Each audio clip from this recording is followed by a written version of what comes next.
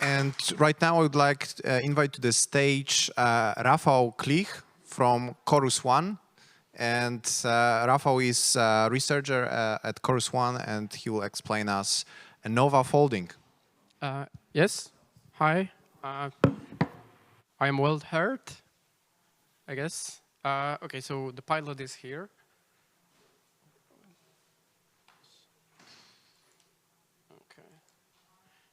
OK. Right, so we got some interesting talk from Jakub. It will be a bit a lighter talk, I guess, from my side, because the topics we'll cover will be rather basic. So my name is Rafat. I work for Chorus One as a researcher there. We are providing a blockchain infrastructure in form of we're running basically validators on various blockchains, but we are also offering into ZK proving a service. So if you have some proofs to generate, please go ahead and approach me so we can discuss. Now, in terms of Nova, Nova is the first folding scheme that appeared in the blockchain world. And we'll go through a very simple by-hand example. What is Nova first? So we have a recursive snark, which it's a recursive snark which was introduced, which introduced the folding schemes in ZK. It supports iterative computation with incrementally verifiable proofs, designed for the computation in R1CS format, and it's perfect for rollups and proofs of virtual machine. So basically, if you have two proofs, instead of verifying them separately, you can fold them together and verify one proof that will be as good as verifying those two proofs separately. We mentioned incrementally verifiable computation. So it starts with a recursive function, and the recursive function takes input, processes this input, and feeds the output back into it itself. And if we add on the top of it the verification of the previous step and that it was computed correctly, then we get an IVC, or incrementally verifiable computation. So we see here that we have state 0 and transaction 0 as an input, and it's input to the function which outputs state 1 and the proof pi1, and it does the same at every further step. The key consideration here is that if the last step is correct, then all preceding steps are also correct. We also mentioned that Nova is based on rank 1 proof system. So in zero knowledge, we have various representations, ways to represent the computation. One of them is R1CS, but there are also Plonkish representation or R in Starks. And Nova is based solely on R1CS. For R1CS, the equation that's visible here must be met. So this multiplication, there is element-wise multiplication of vectors. And vectors, here we have the vector Z, which consists of witness, which is a private input, public inputs and outputs, I, and the constant 1.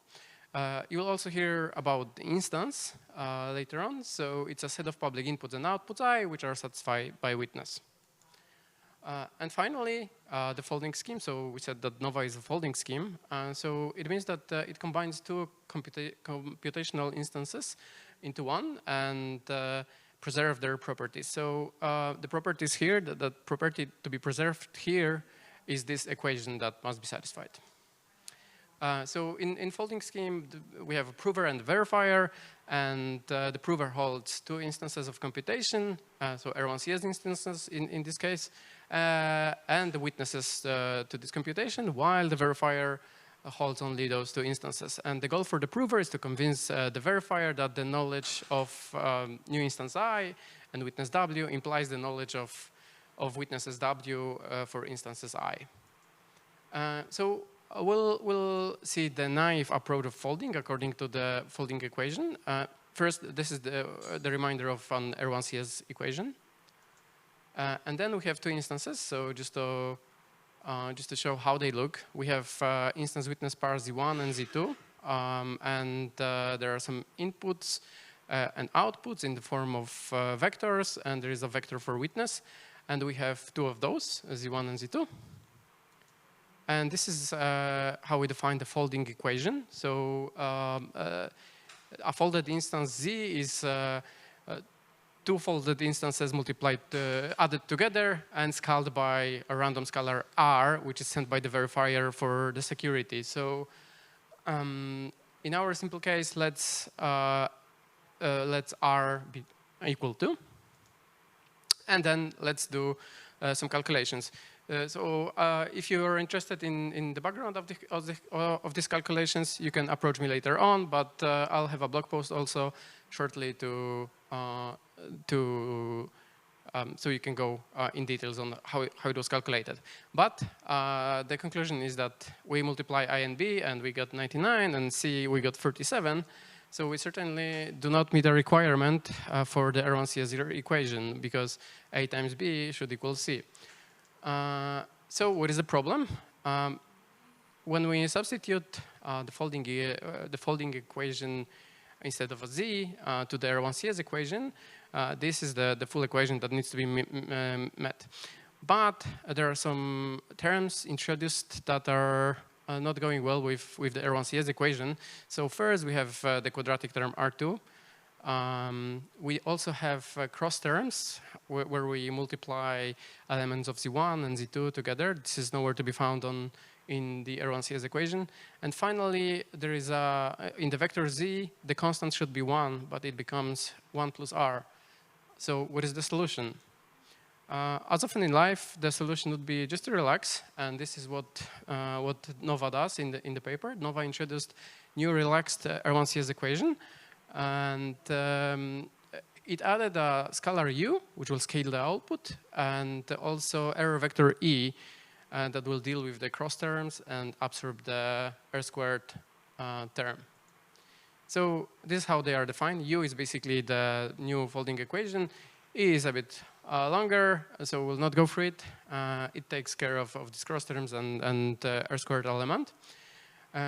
And in the Nova paper, those values are set in default as U1 and U2 to 1, and E1 and E2 to 0. So they should be good for most of R1CS representations. There may be some representations that will need to tweak those values, but as a default, it does have to be done before the folding is performed. So when we run those calculations, U is 3, E is minus 12. You can trust me or later verify it according to my blog post, or you can approach me later and I'll show you how we got those numbers. So now we fold them together and we are successful. Why? Because as we saw, A times B was 99 before, C was 37, but after we introduced U and E, we meet the R1CS requirement, actually the relaxed R1CS requirement. So those two values were folded, and now let's say if you imagine that the state of the blockchain was 0 and that there was a transaction 0, we folded those two together and we can validate both at the same time. If anyone wants, then there is like a link to my blog, and I'll make the post shortly about it, so you can follow the calculations. That's it from my side. Thank you very much. Thank you, Rafał. Maybe one quick question before we go to the next lightning talk. Okay, we have here. So the E and U, like how are they picked? Are they like specific to like, so here you picked like the two numbers that worked, and I'm wondering how do you pick them? Or yeah, that's a good question. So Nova paper suggests them. So E is 0 because it should cancel out all those cross terms and R2. So when we multiply them by 0, then they get cancelled out. So so that would be U and E, and that U is also suggested by the paper. Honestly, I'm not sure how they come up with it. It might require change before the folding is done, so it depends on the R1CS representations. So someone who is working on folding and wants to fold those two instances need to make sure that the R1CS instances are